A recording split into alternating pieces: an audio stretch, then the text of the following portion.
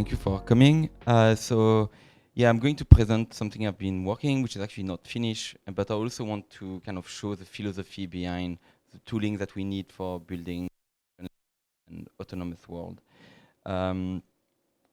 So a bit about me, I've been building games using a blockchain for a while, on-chain game like 2017, and I think maybe the main one that looked more like autonomous world back then was Eternal 2019, and I've been playing with different things, which Conquest still actually live on Gnosis chain, which no much activity, but still running. And I've been experimenting lately with different games as well. Some in the hackathon, like Duel in the Dark, and Stratagem, which I hope to is soonish, and all of them, without exception, actually, use commit and reveal. And so it's something I feel is somehow underappreciated, the power it uses, and even when you use ZK, you most of the time actually rely on a commitment scheme, which is what Duel in the Dark is. So I'm going to kind of describe them, which is the three games that I'm going to focus on and they each use commit and reveal in a different context. So commit reveal is basically just a primitive that can hide information. You do your thing, which means you can't change your mind, it's an important aspect of it. And you reveal later, meaning that you want the other player to also do the same, and suddenly you see the action. So you have this kind of interesting suspense. So they have a different, as I said, different context. In Conquest, it's basically to hide the player action, where they are sending the spaceship, when they arrive. And in that particular scenario, the reveal time is actually variable in the sense that it depends on each player, but it's fixed, so it's known from the player point of view. And it's determined by the rule of the game, which is basically the planet have a speed, and then the distance basically divided by that give you the time. But you can also, as a player, to hide further information, make a delay to your fleet. So people might think, oh, it passed my planet, I'm safe, but actually no, because there was. So, but in Stratagem, I forgot to update the thing, but basically, and also Daily on Deadly, which is another game I was playing with, it's also commit and reveal, but here the time is globally assigned for everyone. It's a window. So in the case of Stratagem, the idea is to play 23 hours. So you have basically 23 hours to decide your move, which you might probably do with your friends and kind of agree on the action. And then there is 1 hour of reveal that everybody have to do. Duel in the Dark, it's yet another context. It's supposed to be used in a state channel fashion, where you basically don't wait much. So you just commit, and then you will reveal. You will reveal when the next turn, which is not really revealing here because there is a ZK involved, but you basically pass your commitment from the previous. And it can also be used in a context where reveal time is actually completely unknown or flexi or dynamic. I think it's a better term. It's actually dynamic, and actually the tool I'm working will not work in that particular case. It will work, but it will not have the advantage I describe. So the problem with committing reveal in general, you might have guessed, if I say there is a 1 hour window and we are playing across the world, then obviously for some people it will be impossible to be at that time. And in the case of Conquest, it's variable, so it means maybe you have sent 10 different spaceships and they're all across the day as well, or maybe some happen to be in the night, and maybe there is a strategic element to actually happen at that particular time. And so for the player, they are in the case where they can't perform it unless they keep their computer running. So actually, so I kind of describe ahead of. I went a bit ahead in the slide actually, but basically there is different context also, and so each context has different problem. There is also this problem, so I'm going to focus on the last one actually, but commit and reveal a very difficult problem to solve in the smart contract logic. For example, when we use a global window, because during that 1 hour, the order should not matter. So you have this very strong constraint on the game design. In Conquest, it's a bit less because you don't have that. You still have order actually because you can have like happening at the same time, which is what I mean by collision. Like in the case of stratagem, you can decide on a position on the board that you are going to be, and some player happen to happen at that exact place. What do you do in that case? Like my original idea for the game, I mean, I can't go really in detail for that guess, but we could go further maybe after. But basically, the idea was, oh, let's remove the cancels or moves. But then I realized later, oh, there is a problem because now you can make two accounts that basically block everyone to place any gem during this because they cancel your move. So now I change it, I make, okay, it become a black gem. I mean, I know that for you now, like it's very nebulous what I'm talking about, but basically it kind of exemplifies that there is a difficult problem. But my subject of the talk is actually the lighter one, which is basically you to reveal at a time that might not fit you. Or the other option for the game, it also could affect the game design. I could say stratagem, actually, you play one day, you reveal the next day. But then we are losing one day, and it's kind of sex as well. So, and so I give the example of Conquest. So basically, as I say, like they need to commit the move, and then the spaceships start to fly from that point on. And then they have to come back at maybe at midnight, 1 a.m., whatever, and they make another transaction to reveal. And if they don't reveal, the transaction is lost completely. So for Conquest, actually, the first version, there was no backend at all. So you had to, yes, you've been experiencing this. So you had to keep your computer running, and MetaMask sometimes will actually stop replying. Also on Mac computer, it seems that it will actually, like the web browser will not have access anymore to something, and it will basically be in pause mode for some reason. And so it became obvious that, okay, I need to provide a solution for player.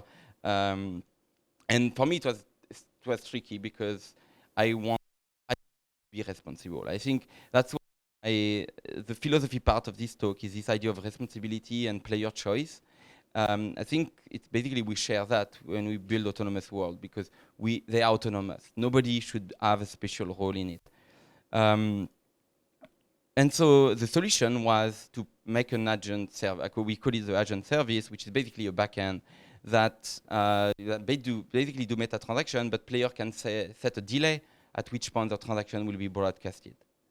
So this means two new responsibilities come into for me, which I didn't have any. So suddenly now I need to keep the information hidden, and I need to make sure that that I execute the transaction. And I mean, in Web 2 world, like, I find like what's the problem, you know? But obviously, in the blockchain world, I mean, I could sell the information to other players, and I could be bribed to not execute a peculiar transaction. And of course, I could simply play the game myself or someone I know, and then unfairly use these two options. And I think it's important to divide these two because A is particularly, so the option A here that you could sell the information is particularly serious because there is no trace of it. Unless someone could like make me believe that they will not reveal that I'm doing that, but yeah, that's kind of another story. But at least A, there is a potential of never knowing that I am actually cheating.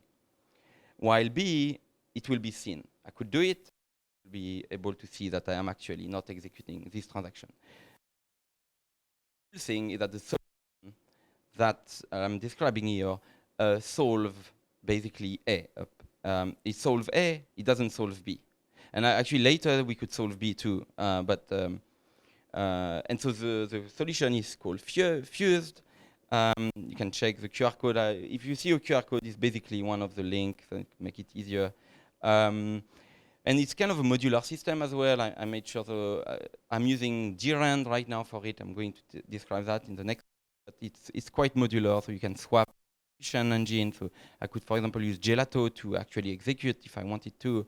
And so there is kind of the idea behind that. But it currently only supports fixed time. So that's what I mean. Like if the time is dynamic, there is some issue because I use Grand, and I don't know if there will be other solution later. But basically, to come to Grand, actually, they have a very good doc.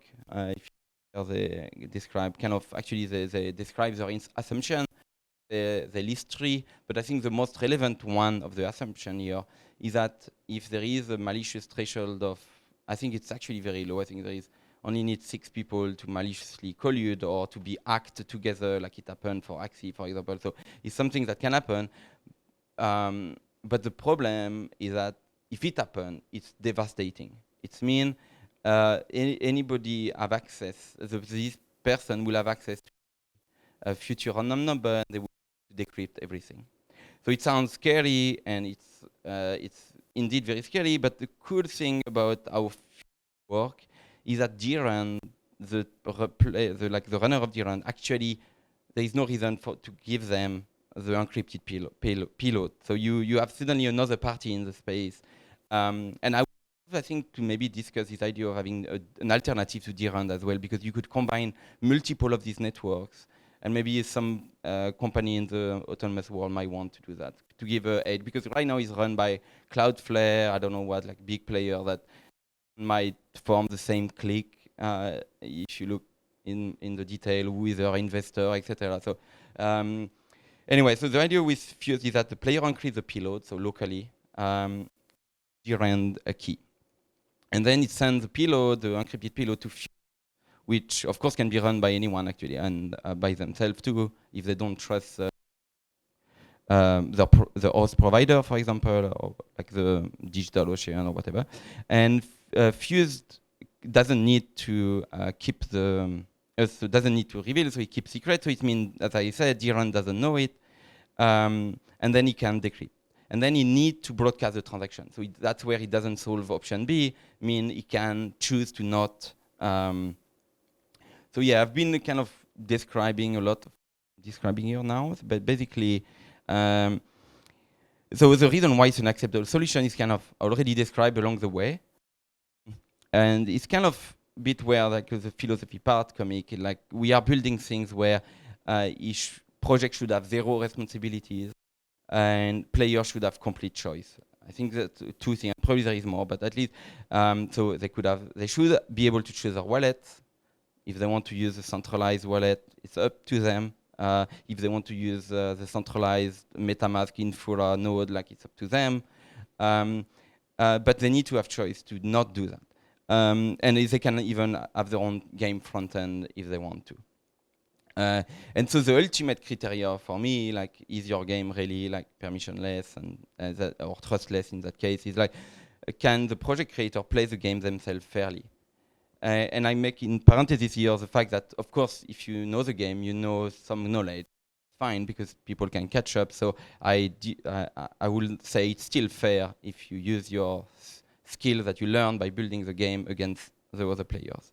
But if you add hidden information that you only have access to, then it's not fair. So let's go back to, I don't know if you went to the Komorebi house, actually, with Baz talk about the battle server, and there was like a question by Will Robinson about, like, wait, but you are knowing this thing, and there might be solution. I would love to know about them, but so it's the same kind of topic where we don't want to have advantages. And so Fuse in that regard is like, it can choose to not execute, so it can still affect the players, but then it will be visible. So it's kind of better. That now I feel able to run this service while playing the game, and I just need to make sure that I don't fail to execute a transaction, so that I can feel, yeah, look, I didn't do anything. But then when I fail, suddenly I am in the situation, I will probably fail again, so I can't play. So it's that's how I see it. But, and of course, Fuse is open source, and actually I would love to not have to run it. So yeah, that's something that you can obviously run by players themselves. And that's kind of, right now it's the future work is still like, it's still not ready for playing with, but hopefully, and maybe with some docs, if I manage to do it. But I think there is few things that are interesting. So the agent service, I think I call it agent service, knowing that it could be extended. It's basically your bot in some way, like he will do this thing, but he can do more stuff. And I don't think it's Fuse's job to do that, but Fuse is actually support a multiple thing too. So you could chain a set of transaction potentially. And so you could do, like in Conquest, there was a strategy where you could jump on planet to get the attack value of a planet, and so you had to kind of. So this is a kind of an extension. That's how I see bots in autonomous work, helping players, kind of improving the UX. But the most interesting future work here, but it's EIP 4337 was. I really like they design it so that you can have custom mempools that have different rules, and you could have a mempool where basically they use grant, and then they look and they can decrypt and send the transaction. But in that case, you will be at the mercy of grant because you will not have anyone else like protecting. But I mean, depending. That's where maybe it will be two grant networks. That could be a nice solution as well. Yeah, that's the end basically. So if you have any question.